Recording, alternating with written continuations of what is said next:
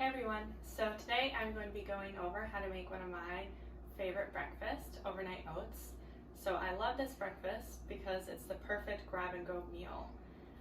This recipe I'm going to be using my own home rolled oats, which if you're curious to see how I did that, check out my previous video. Otherwise, let's get started. So to save you from having to watch me measure out everything, I've already pre-measured all my ingredients. So first thing first, we're going to start off by adding 1/3 of a cup of rolled oats.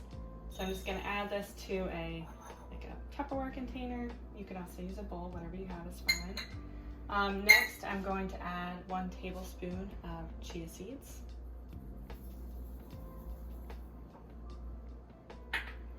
Then I'm going to add 1/4 teaspoon of cinnamon. This will just add a nice little flavor to the oats. So now I'm going to give this just a quick little mix, kind of mix together the cinnamon, the chia seeds, and the oats. Okay, so once you've finished that, I'm going to add just a little bit of milk. And this is 2/3 cup of oat milk. Now I've tried this recipe in the past using regular cow's milk, but I didn't like the consistency as much, so I prefer oat milk, but if that's not your thing, you can also use regular milk. So I'm gonna just add a little bit, just to slightly moisten it. Just give it a quick little stir. And now I'm going to add in 1 tablespoon of almond butter. But you can also use any other nut butter that you like. I've made this in the past using peanut butter, and it tastes just as good.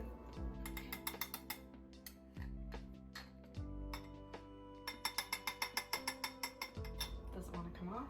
Okay. So now what I'm going to do is, using the fork, I'm just going to combine the almond butter with the oats. So if you've ever made pies in the past, I'm doing kind of a similar motion where I'm, like with pies, you cut in the shortening with a fork. Here I'm kind of cutting in the almond butter with a fork. So once you can see it's kind of turned into this like pasty look, you're going to add the rest of the milk.